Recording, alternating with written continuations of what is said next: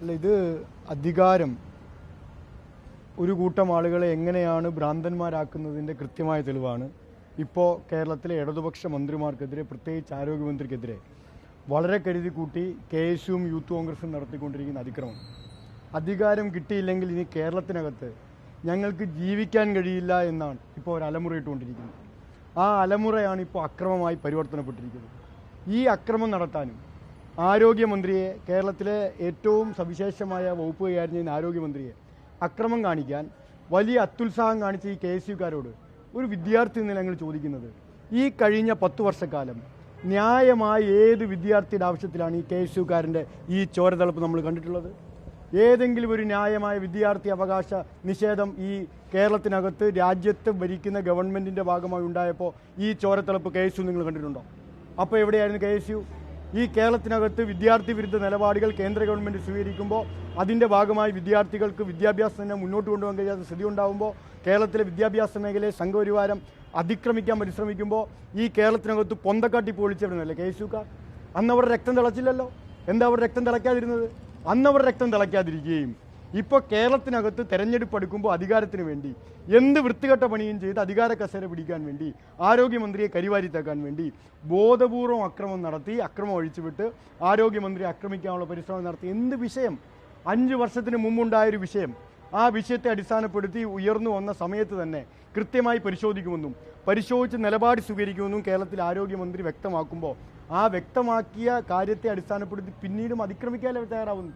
ഈ കേരളത്തിലെ ആരോഗ്യരംഗം അത്രയ്ക്ക് മോശമാണെന്ന് ചിത്രീകരിക്കുന്നത് ആർക്ക് വേണ്ടിയിട്ടാണ് ഇവർ ശ്രമിക്കുന്നത്? ആ ആരോഗ്യമന്ത്രി ആക്രമിക്കുന്ന ആർക്ക് വേണ്ടിയിട്ടാണ്? ഇപ്പോൾ കഴിഞ്ഞ ഉമ്മൻചാണ്ടി ഭരണകാലത്തെ പറ്റിയും കേരളം ഗൗരവം ചർച്ച ചെയ്തുകൊണ്ടിരിക്കുകയാണല്ലോ. എത്രയായിരുന്നു ഉമ്മൻചാണ്ടിയുടെ ഭരണകാലത്ത് കേരളത്തിൽ ശിശുമരണ നിരക്ക്? ഇതൊക്കെ ഓർക്കണം. 12 ഉമ്മൻചാണ്ടി കേരളം ഭരിക്കുമ്പോൾ, ശ്രീ ഉമ്മൻചാണ്ടി കേരളം ഭരിക്കുമ്പോൾ കേരളത്തിൽ ശിശുമരണ നിരക്ക് ഇപ്പോൾ അത് 5ലേക്ക് കുറഞ്ഞു വന്നത് രാജ്യത്ത് തന്നെ ഏറ്റവും കൂടുതൽ ശിശുമരണ നിരക്കുള്ള കേരളം എന്ന സംസ്ഥാനമായി അടയാളപ്പെടുത്തിയത് ശ്രീമതി വീണ ജോർജും ശ്രീമതി ശൈല ടീച്ചറും ഉൾപ്പെടുന്ന ആരോഗ്യമന്ത്രിമാരുടെ ഏറ്റവും മികവുറ്റ പ്രവർത്തനമാണ്. അത് ഇടതുപക്ഷത്തിൻ്റെ പ്രവർത്തനമാണ്. ആ പ്രവർത്തനത്തിന് നേതൃത്വം കൊടുത്തതിനാണോ വീണ ജോർജിനെ ഇവർ ആക്രമിക്കാൻ ശ്രമിക്കുന്നത്? കേരളത്തിലെ ഏറ്റവും കുറവ് മാതൃനിരക്കുള്ള സംസ്ഥാനമായി കേരളത്തെ മാറ്റിയതിനാണോ വീണ ജോർജിനെ ഇവർ ആക്രമിക്കാൻ ശ്രമിക്കുന്നത്? 25 ലക്ഷത്തോളം മനുഷ്യർക്ക് സൗജന്യമായി കഴിഞ്ഞ 5 വർഷക്കാലത്തിലേക്ക് ചികിത്സ കൊടുത്തതിനാണോ വീണ ജോർജിനെ ഇവർ ആക്രമിക്കാൻ ശ്രമിക്കുന്നത്? ഏതാണ്ട് 8,000 കോടിക്കടുത്ത് രൂപ കേരളത്തിൽ സൗജന്യമായി ചികിത്സ കൊടുക്കാൻ കഴിഞ്ഞ 5 വർഷക്കാലത്തിലേക്ക് സാധിച്ചതിനാണോ ഈ മന്ത്രി ഇവർ ആക്രമിക്കാൻ ശ്രമിക്കുന്നത്? 5316 വരുന്ന പ്രൈമറി ഹെൽത്ത് സെൻ്ററുകളെ കുടുംബാരോഗ്യ കേന്ദ്രങ്ങളായി പരിവർത്തനപ്പെടുത്തി മികവിൻ്റെ കേന്ദ്രമാക്കി മാറ്റിയതിനാണോ വീണ ജോർജിനെ ആക്രമിക്കാൻ ശ്രമിക്കുന്നത്?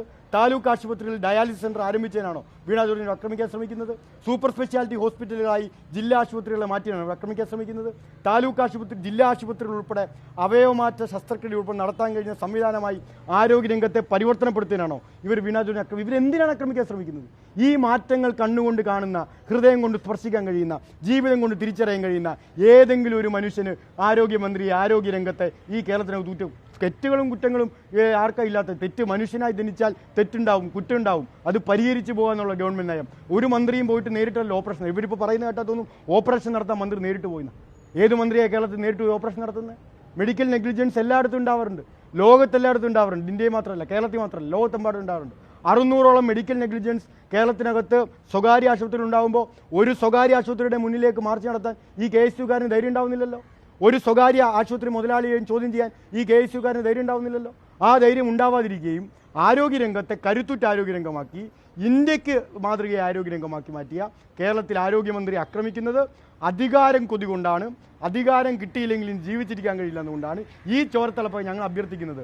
ഈ ചോരത്തിളപ്പൊക്കെ KSUക്കാർ കാണിക്കേണ്ടത് വിദ്യാഭ്യാസ അവകാശം നിഷേധിക്കപ്പെടുമ്പോഴാണ്. വിദ്യാഭ്യാസ അവകാശം നിഷേധിക്കുന്നവർക്ക് മുന്നിലാണ്, സംഘപരിവാരത്തിന് മുന്നിലാണ്, RSSന് മുന്നിൽ പഞ്ചപുച്ഛമടക്കി നിൽക്കുകയും ഓച്ചാനിച്ച് നിൽക്കുകയും മുട്ടുവളയ്ക്കുകയും ചെയ്ത നേതാക്കന്മാരെ കണ്ടുപഠിച്ചാൽ ഇങ്ങനെ RSSൻ്റെ വിഷയങ്ങളിൽ പ്രതികരിക്കാതിരിക്കുകയും പൊന്തക്കാടുകൾ ഒളിക്കുകയും ഇത്തരം ന്യായമായ കാര്യങ്ങളെ കണ്ട് കേരളത്തിൽ ആരോഗ്യരംഗത്തെ മുന്നോട്ട് കൊണ്ടുപോകുന്ന ആരോഗ്യമന്ത്രി ഉൾപ്പെടെ ആക്രമിക്കാനുള്ള വാഞ്ചന ഇനിയും കേസിലുണ്ടാവും. ഒറ്റ കാര്യം മാത്രമേ പറയുന്നുള്ളൂ, വടി വെട്ടിക്കൊണ്ട് വരുന്നവർ അടി വാങ്ങിപ്പോകേണ്ട സ്ഥിതി കേരളത്തിനകത്തുണ്ടാക്കരുത്. ആരോഗ്യമന്ത്രി അഭിനയിക്കുമെന്നാണ് യൂത്ത് കോൺഗ്രസ് പ്രസിഡന്റ്. നിങ്ങൾക്ക് എങ്ങനെ തോന്നിയോ? നിങ്ങൾ മാധ്യമങ്ങളല്ലേ, നിങ്ങൾ വാർത്ത റിപ്പോർട്ട് ചെയ്യല്ലേ? അങ്ങനെ ഒരു ചിന്തയുണ്ടോ? കേരളത്തിലെ ആരോഗ്യമന്ത്രി അങ്ങനെ ഒരു അഭിനയത്തിന്, ഇത്രയും ക്യാമറ കണ്ണുകൾ ലൈവായി കേരളത്തിൽ വിജിലൻ്റായി നിൽക്കുമ്പോൾ അങ്ങനെ ഒരു അഭിനയത്തിന് ബുദ്ധിയും ബോധമുള്ള ആരും തയ്യാറാവില്ലല്ലോ. അപ്പോൾ അങ്ങനെ ഒരു ചോദ്യത്തിന് പ്രസക്തി ഉണ്ടോ? എന്തും പറയാം. അപ്പോൾ ആക്രമിച്ച് അംഗീകരിച്ചു. അപ്പോൾ ആക്രമിച്ചതിൽ നിന്ന് ഇനി ജനശ്രദ്ധ തിരികെ എന്തു ഇതാ ഗീബൽസ് തന്ത്രമാണ്. ഹിറ്റ്ലർ ബൈറ്റ് തന്ത്രത്തിൻ്റെ ഏറ്റവും പ്രധാനപ്പെട്ട പ്രയോക്താവാണ് കനകോലു. ആ കനകോലു സിദ്ധാന്തത്തിൻ്റെ ഏറ്റവും പുതിയ രൂപമാണ് ആക്രമിച്ചു കഴിഞ്ഞ് അക്രമത്തിൻ്റെ വാർത്ത പുറത്തേക്ക് വരുമ്പോൾ അതിരൂക്ഷമായ പ്രതികരണം കേരളത്തിനകത്താകെ ജനങ്ങളിൽ നിന്ന് വരുമ്പോൾ ആ പ്രതികരണത്തിൽ നിന്ന് രക്ഷപ്പെടാൻ അയ്യോ ആക്രമിച്ചു പോയല്ലോ ഇനി എന്താണ് അടുത്ത വഴി, ഇനി ഇതിനെ എങ്ങനെ ന്യായീകരിക്കും, ആ ന്യായീകരണത്തിൻ്റെ വഴി തേടി പോകുമ്പോഴാണ് ഈ പറയുന്ന വാദങ്ങൾ ഉയരുന്നത്. പരമപുച്ഛത്തോടെ തള്ളിക്കളയാണ്. പരമപുച്ഛത്തോടെ എന്ന് മാത്രമല്ല, അതിശക്തമായ പ്രതിഷേധം കേരളത്തിലെ സാധാരണക്കാരിൽ നിന്ന്, കമ്മ്യൂണിസ്റ്റുകാരിൽ നിന്ന് മാത്രമല്ല കേട്ടോ, ഇടതുപക്ഷക്കാരിൽ നിന്നല്ല, SFIക്കാരിൽ നിന്നല്ല, കമ്മ്യൂണിസ്റ്റുകാരിൽ നിന്നല്ല, CPMകാരിൽ നിന്നുമല്ല, ഏറ്റവും സാധാരണക്കാരിൽ നിന്ന്. ഈ ആരോഗ്യരംഗത്തിൻ്റെ ഏറ്റവും വലിയ ഗുണഫലം ഞാൻ നേരത്തെ കണക്ക് പറഞ്ഞല്ലോ, ഈ കേരളത്തിനകത്ത് ആരോഗ്യരംഗത്തെ ആശ്രയിക്കുന്ന ലക്ഷക്കണക്കിന് വരുന്ന മനുഷ്യരുണ്ട്. കുറ്റവും കുറവും ഇല്ലാത്ത ഒരു വ്യവസ്ഥയിൽ നമ്മൾ അംഗീകരിക്കണം. ആ വ്യവസ്ഥയിൽ പോലും, ഈ മുതലാളിത്ത വ്യവസ്ഥയിൽ പോലും ഈ ആരോഗ്യരംഗം ഉൾപ്പെടെയുള്ള കാര്യങ്ങൾ മുതലാളിമാരാണ്, ഗവൺമെൻറ് അല്ല ഫണ്ട് ചെയ്യേണ്ടതെന്നൊരു നയം രാജ്യത്താകെ സ്വീകരിക്കുമ്പോൾ അതിന് വിഭിന്നമായൊരു നയം സ്വീകരിച്ച് മുന്നോട്ട് കൊണ്ടുവന്ന ഈ ഗവൺമെൻറ്റിൻ്റെ മന്ത്രിയെ സംരക്ഷിക്കാൻ വേണ്ടി കേരളം ഒറ്റക്കെട്ടായി രംഗത്തിറങ്ങും. ഞങ്ങൾക്ക് ഉറപ്പുണ്ട്.